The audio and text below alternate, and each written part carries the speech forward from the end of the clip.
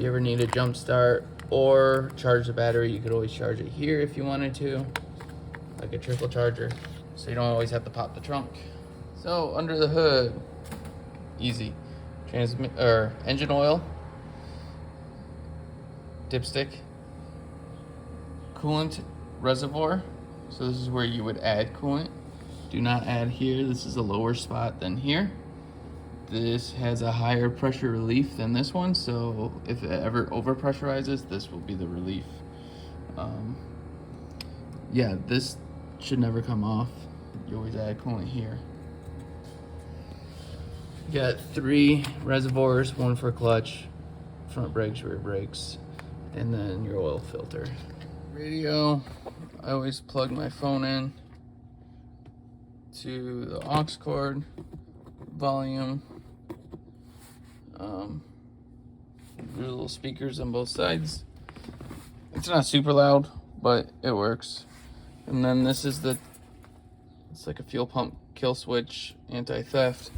It goes right next to there, right on here. It's just a jet ski lanyard. It's nothing special, it just pushes on. And once it locks in, it's in.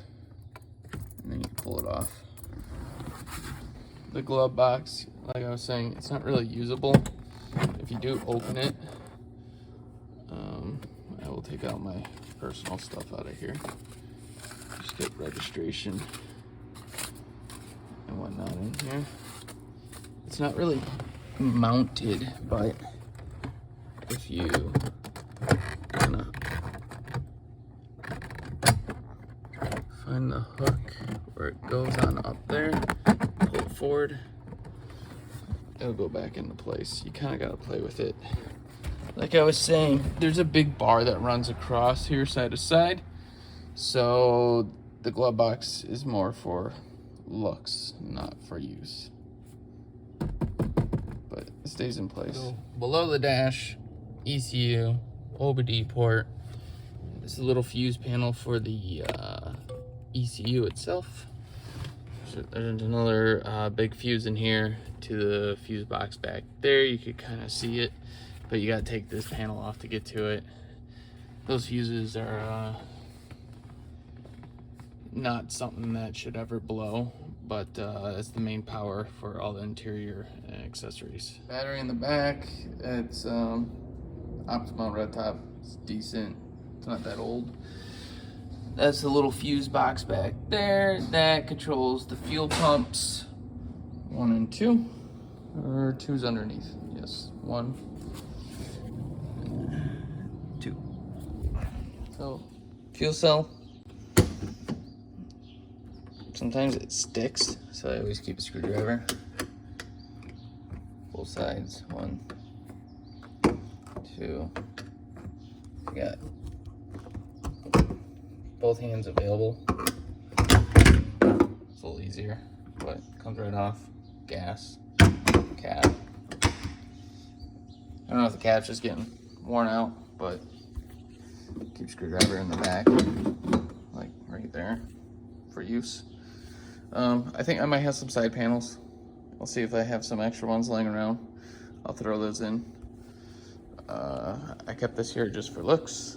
I almost forgot, behind this seat, I always kept the fire extinguisher there, and then this, if you ever see it, this is like the extreme emergency. If you ever gotta tow this thing some reason forward, you take this guy, and inside this hole, you bet your butt, it's threaded, so you can thread this in. All right, here we go.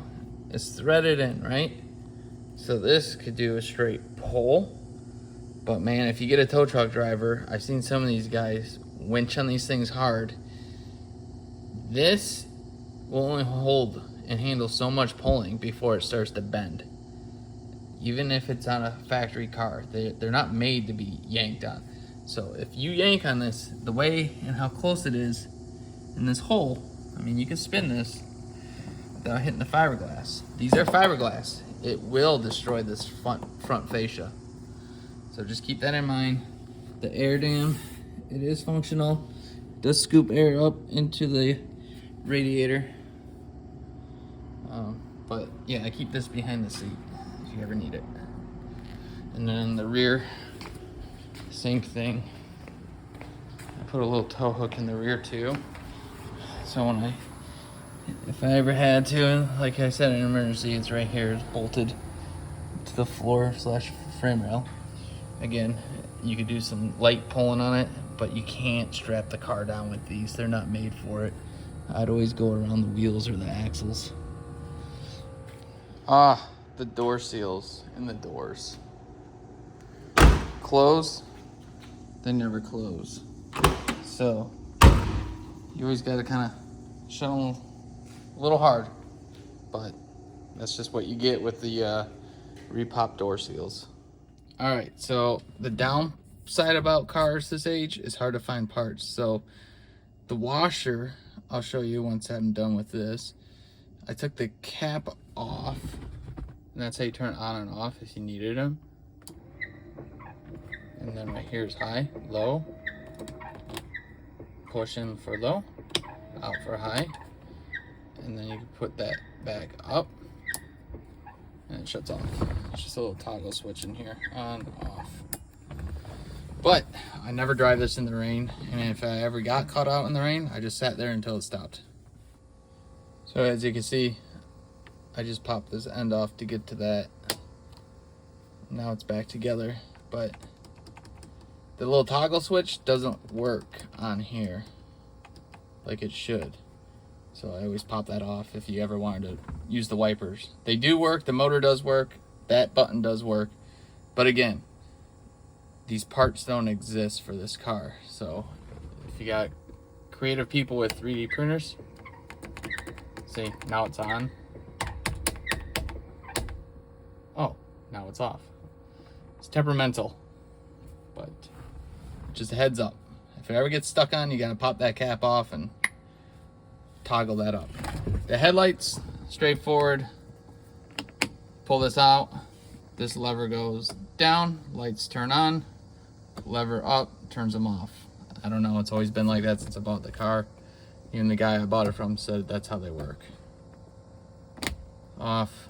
If you do this, they turn on, but you don't have any other lights. So you always gotta pull this to turn on your lights. Everything lights up, dash lights, you name it. Blinker.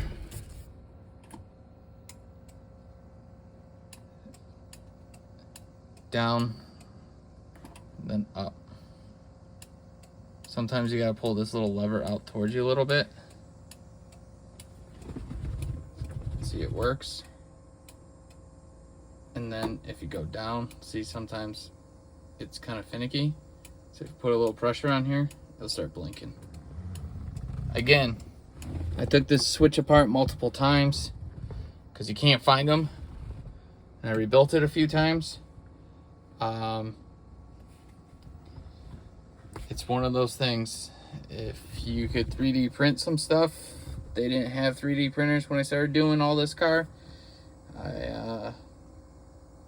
You could probably come up with a solution. I'm not trying to mumble, I'm just trying to... Fan switch. Obviously there's no blower on this car, so it's just there for looks. Choke, same thing, just for looks.